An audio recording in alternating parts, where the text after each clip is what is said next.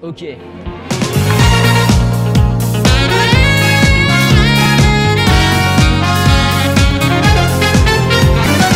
Adrien, 23 ans, ingénieur en bureau d'études chez Vacoa en tant que consultant.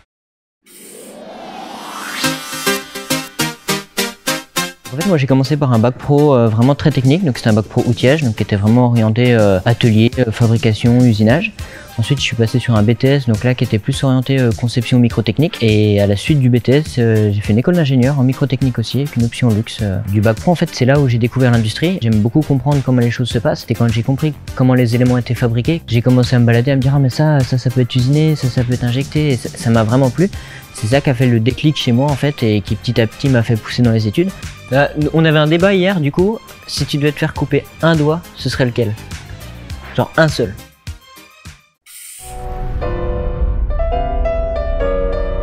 J'ai participé aux compétitions WorldSkill. Donc en fait c'est des compétitions qui sont à l'image des meilleurs ouvriers de France. En fait ça se déroule un petit peu comme dans le sport, c'est-à-dire qu'on va avoir des sélections régionales, nationales, européennes et mondiales. Et moi j'ai eu la chance d'aller jusqu'aux compétitions mondiales dans le métier DAO, dessin industriel.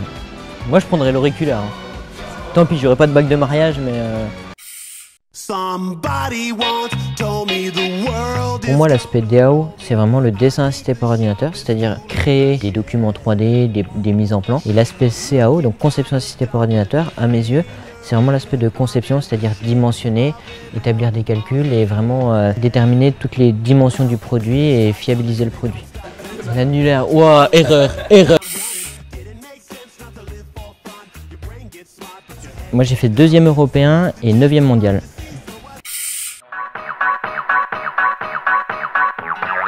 Pour me préparer, il y avait donc plusieurs étapes. La première étape technique, donc en fait c'était des entraînements réguliers, 3 soirs par semaine, ça comptait une quinzaine d'heures en tout cumulé. Et donc en fait là c'était ni plus ni moins que reprendre des sujets des anciennes compétitions et s'entraîner à les faire, chercher aussi des nouvelles méthodes pour les faire de manière plus rapide, plus performante. Ça c'était le côté technique, et le côté un peu plus physique et mental, en fait on avait des semaines de préparation dans le but de nous sortir de nos zones de confort pour savoir au mieux gérer ces situations stressantes. Toujours dans cette quête de performance sur les compétitions, en fait j'ai remarqué que mon clavier était vraiment très peu utilisé. J'ai eu l'idée d'ajouter beaucoup de raccourcis, et pour les retenir plus facilement, en fait j'ai fait personnaliser le clavier, c'est-à-dire faire réimprimer aux UV sur chaque touche les logos de chaque fonction en fait. Le dernier jour de ma compétition, quand le dernier coup de sifflet a retenti, j'ai offert une touche à chacune des personnes qui ont vraiment été investies dans ma préparation. Et en fait aujourd'hui le clavier n'existe plus parce que j'ai donné beaucoup de touches. Sans ces personnes-là, le clavier n'aurait sûrement même jamais existé. Donc il faut rendre à César ce qui est à César, donc j'ai distribué des touches comme ça. A l'inverse, si tu devais garder un seul doigt de tes 10, tu garderais lequel?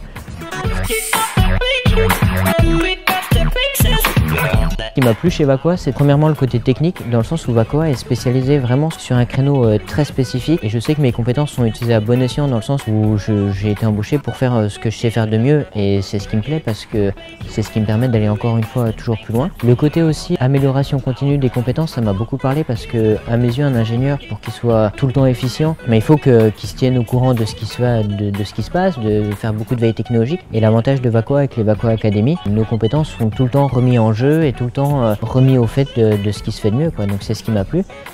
Moi je prendrais l'index parce que tu peux quand même continuer à boire, tu vois, genre comme ça.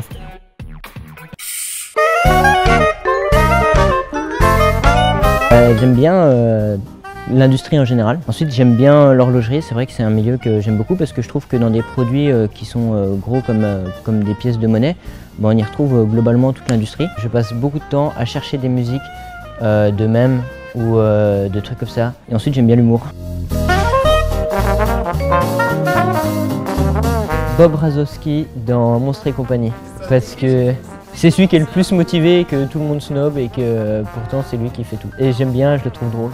Aussi l'anecdote, c'est que j'ai une culture cinématographique qui est très nulle.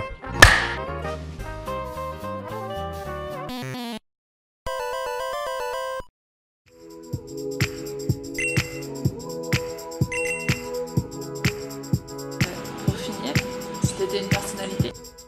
Eh ben je ne sais toujours pas.